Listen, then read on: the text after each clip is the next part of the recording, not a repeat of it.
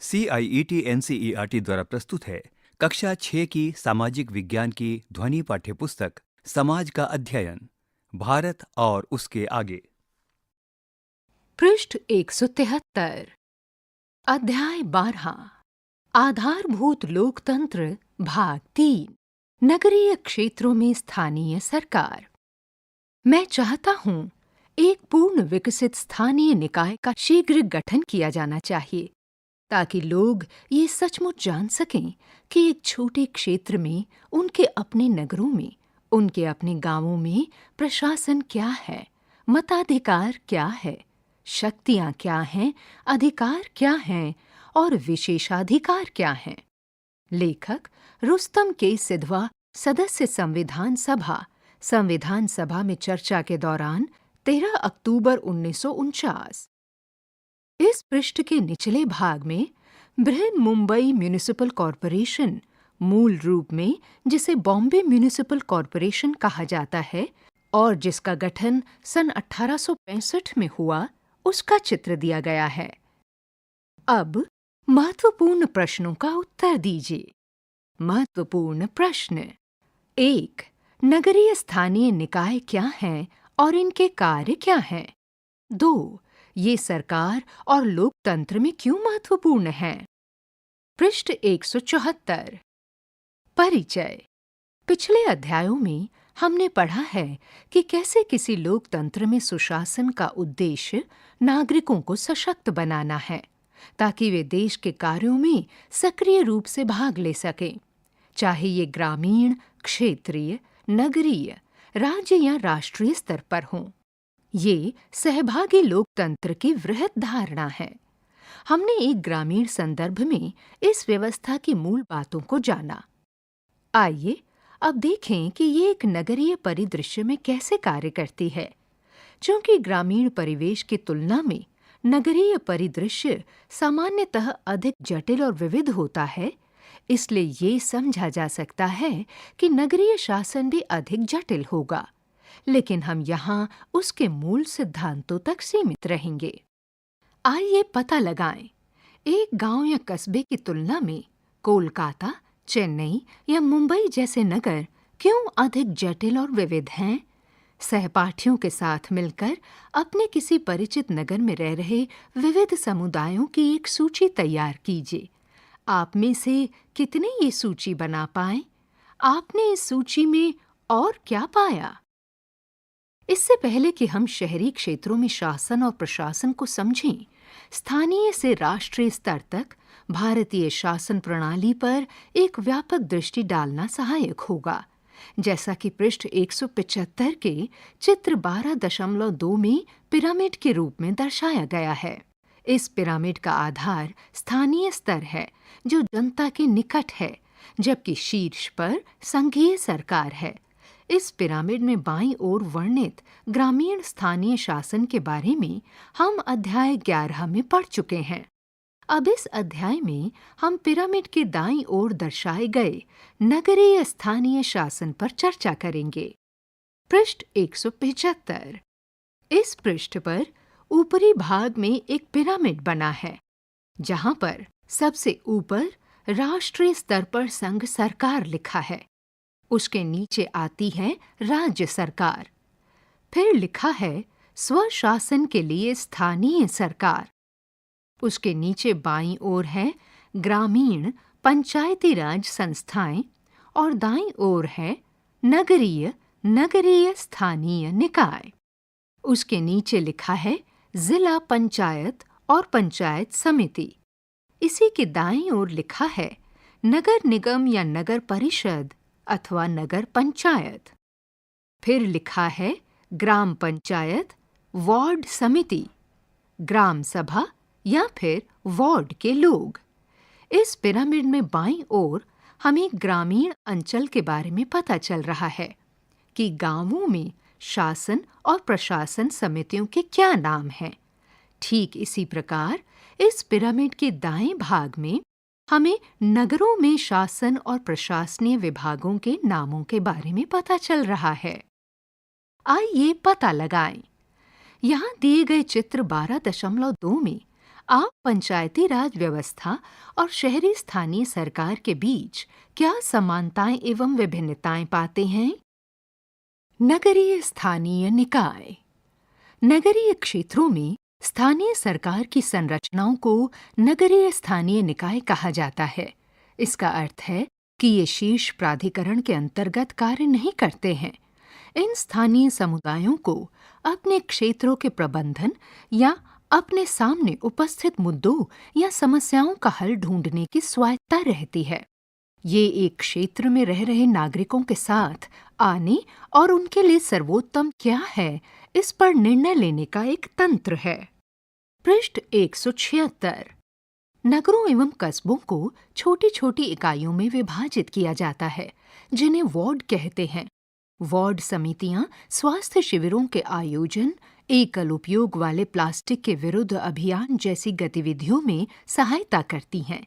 ये हर उस विषय पर दृष्टि रखती हैं जिनमें समस्या आ सकती है।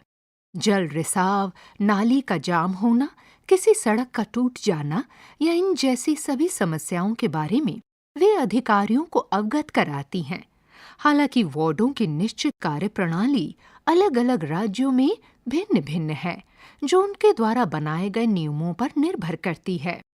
इस पृष्ठ के मध्य भाग में 4 अलग-अलग चित्र दिए गए हैं, जो कि वार्ड समितियों के क्रियाकलापों को दर्शा रहे हैं। कुल मिलाकर नगरीय एवं स्थानीय निकायों पर कार्यों की एक लंबी सूची की जिम्मेदारी है, जैसे आधारभूत ढांचे की देखभाल पर ध्यान रखना, कब्रगाहों का रख-रखाव, अपशिष्ट संग्रहण एवं निपटान, सरकारी योजनाओं के कार्यान्वयन पर ध्यान रखना, स्थानीय कर एवं अर्थदंड प्राप्त करना आदि। क्षेत्र के आर्थिक और सामाजिक विकास के नियोजन में भी इनकी कुछ भूमिका होती है। हालांकि इन निकायों को अपने कार्यों को कुशलतापूर्वक करने में सक्षम होने के लिए नागरिकों को भी अपने कर्तव्यों का पालन करना चाहिए। अर्थात नागरिकों को अपने क्षेत्र की देखभाल एवं रखरखाव का ध्यान रखना चाहिए। याद रहे कि ये एक सहभागी लोकतंत्र है।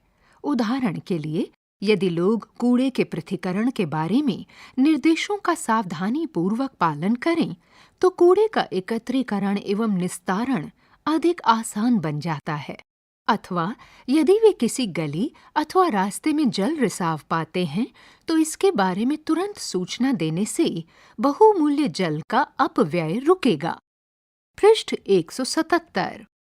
आइए पता लगाएं, क्या आप ऐसे और 4-5 कार्य सोच सकते हैं जिनसे कर्तव्यनिष्ठ नागरिक नगर के अपने अपने क्षेत्र की देखभाल करने में सहायता कर सकते हैं? इस पृष्ठ के निचले भाग में मद्रास कॉरपोरेशन का एक चित्र दिया गया है। 29 सितंबर 1688 में स्थापित मद्रास कॉरपोरेशन अब ग्रेटर चेन्नई कॉरपोरेशन भारत में सबसे प्राचीन नगर निगम संस्था है।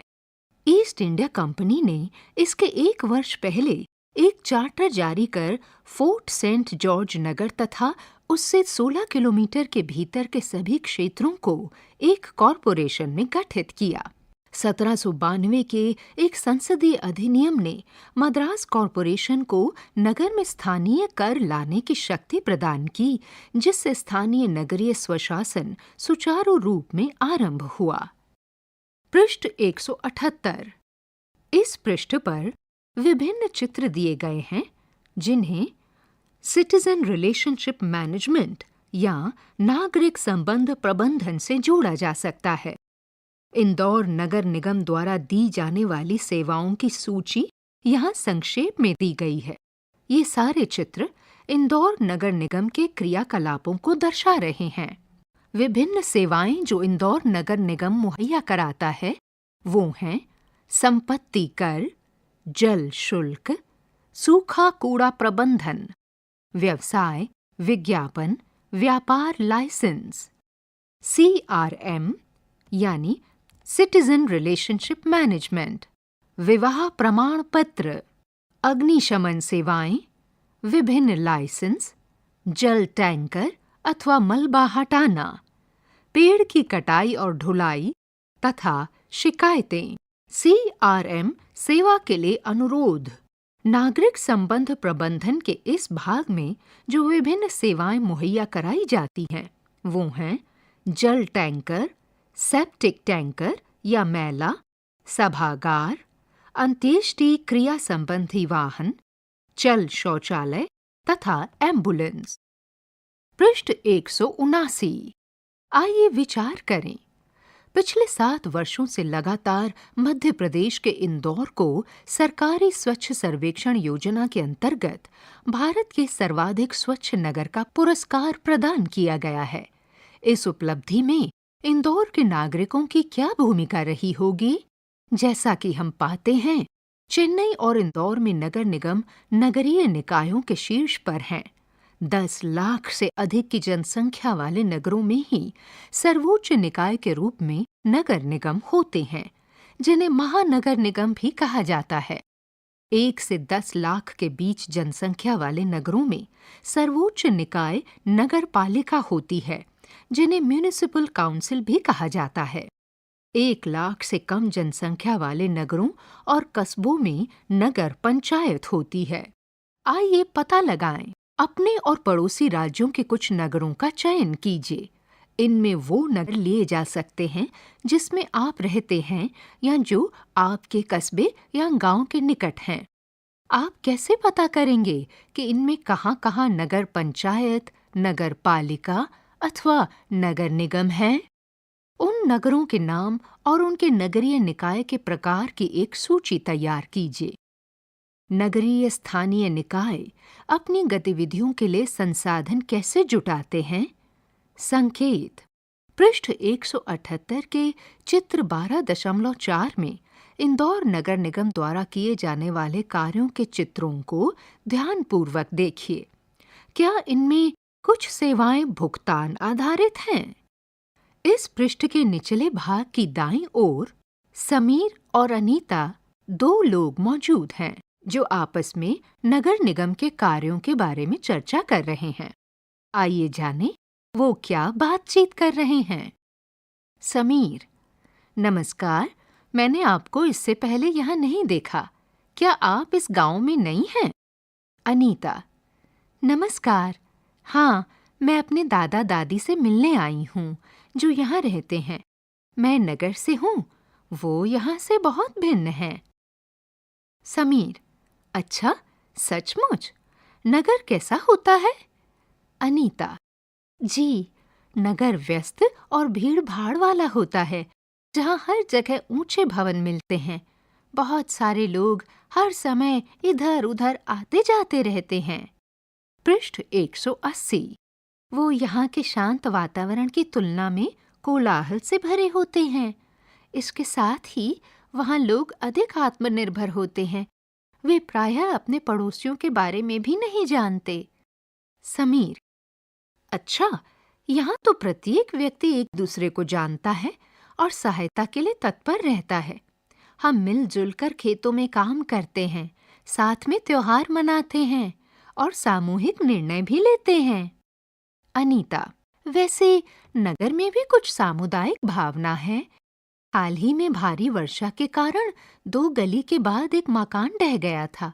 इसके बाद आसपास से दर्जनों लोग मलबे को हटाने में सहायता के लिए एकजुट हो गए और सुनिश्चित किया कि कोई मलबे के अंदर फंसा न रह जाए।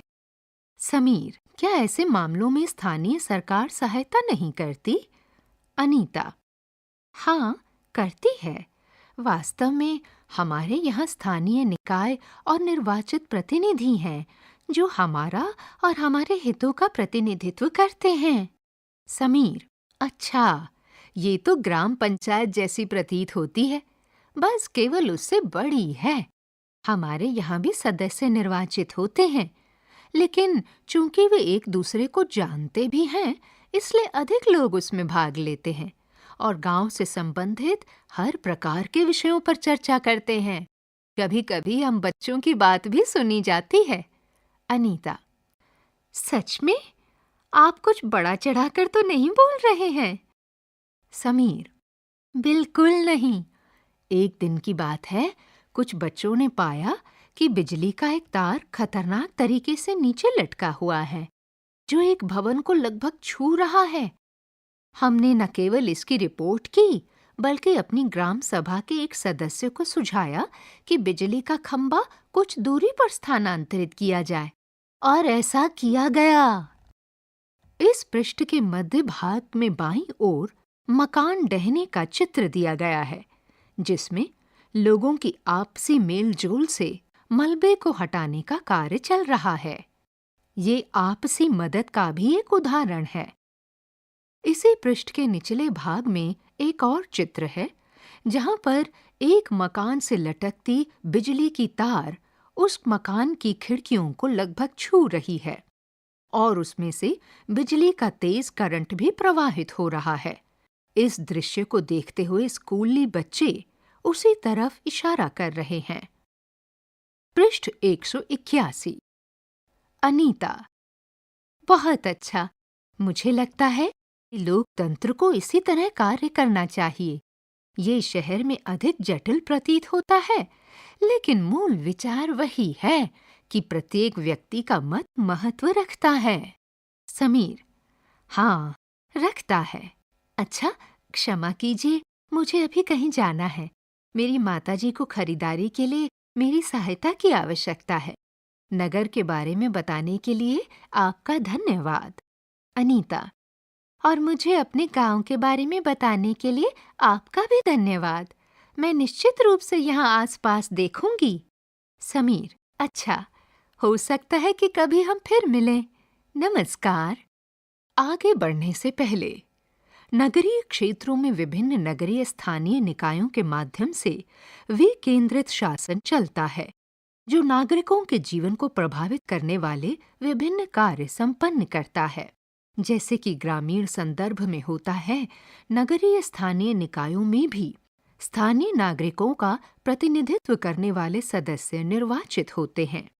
ये सुनिश्चित करना नागरिकों का कर्तव्य है कि स्थानीय निकाय कुशल तरीके से अपना कार्य करने में सक्षम हों। प्रश्न, क्रियाकलाप और परियोजनाएं। 1. विद्यालय आते हुए आप और आपके मित्र पाते हैं कि जल के एक पाइप में रिसाव हो रहा है। इस रिसाव से बहुत सारा जल व्यर्थ हो रहा है। इस स्थिति में आप और आपके मित्र क्या करेंगे? 2. आप अपने निकट रहने वाले नगरीय स्थानीय निकाय के किसी सदस्य को अपनी कक्षा में आमंत्रित कीजिए। उनके साथ उनकी भूमिका और उत्तरदायित्वों पर विचार विमर्श कीजिए। उनसे पूछने के लिए प्रश्नों की एक सूची तैयार कीजिए ताकि ये परिचर्चा उपयोगी हो। पृष्ठ 182। 3. अपने परिवार एवं पड़ोस के वयस्क लोगों के साथ चर्चा कीजिए और नगरीय स्थानीय निकायों से उनकी अपेक्षाओं की एक सूची बनाइए। 4. एक अच्छे नगरीय स्थानीय निकाय की विशेषताओं की सूची बनाइए। 5. ग्रामीण क्षेत्रों में पंचायती राज व्यवस्था और नगरीय स्थानीय निकायों के बीच क्या समानताएं एवं क्या विभिन्नताएं हैं, बताइए। नूडल्स। नोट्स और डूडल्स को मिलाकर बना शब्द संक्षेप। इस स्थान का उपयोग टिप्पणी और चित्रांकन हेतु कीजिए। यहाँ पर अध्याय 12 समाप्त हुआ। समाज का अध्ययन, भारत और उसके आगे। अभी आप सुन रहे थे कक्षा 6 की सामाजिक विज्ञान की ये ध्वनि पाठ्यपुस्तक। वाचन स्वर ममता मलकानी, ध्वन्यांकन मंजू कुमारी, निर्माण सहयोग सौम्या मलिक, निर्देशन एवं निर्माण विमलेश चौधरी तथा प्रस्तुति CIET NCERT नई दिल्ली, भारत।